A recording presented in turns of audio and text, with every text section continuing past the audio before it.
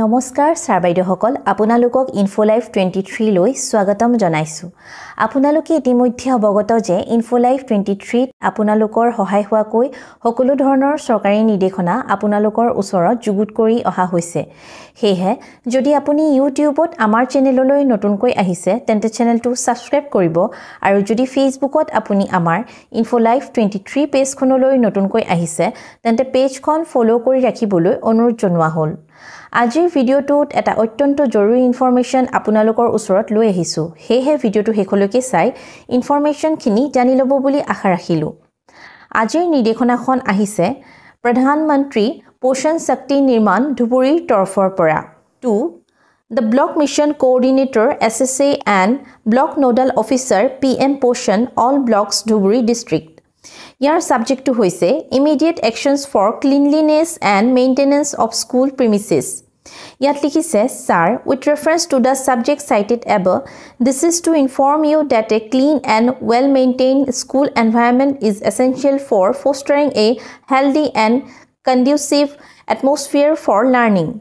In light of the above, you are directed to take immediate actions to the following important points to ensure the cleanliness of school premises. Number 1. Regular cleaning. School premises must be cleaned regularly. Under no circumstances should gutka, tobacco, pan masala, betel nut or any other prohibited substances be allowed within the school grounds. Wrappers from chocolates, chips and other edible items must be disposed properly in designated dustbins. The schools should take proactive measure to eliminate any plastic waste from the premises.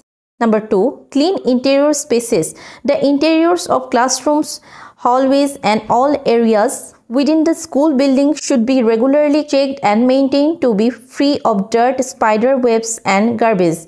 Cleanliness in these areas is vital for ensuring a safe and hygienic learning environment. You are directed to issue the necessary instructions to the concerned schools to ensure these cleanliness standards are met. Regular monitoring should be conducted to maintain a clean and healthy school environment. This is for your information and necessary action. Yours faithfully, Spectrum Schools, DDC, Dhuburi, District Elementary Education Officer, Dhuburi. এই নিৰ্দেশনাখনত বিদ্যালয়সমূহক কিছুমান কাৰ্যাৱলী বিদ্যালয়ৰ পৰিসীমাৰ ভিতৰত ৰূপায়ণ কৰিবলৈ জনাইছে। প্ৰথমতে বিদ্যালয়ৰ পৰিসীমা দৈনিক হিচাপ সাফাই হ'ব লাগিব। বিদ্যালয়ৰ ভিতৰত গুটকা, সাদা পান মছলা, তামোল পান আৰু অন্যান্য আপত্তিজনক সামগ্ৰীৰ ব্যৱহাৰ বন্ধ কৰিব লাগিব। বিভিন্ন চকলেট চিপছৰ বাকলিবিলাক নিৰ্দিষ্ট ডাষ্টবিনত জমা কৰিব লাগিব।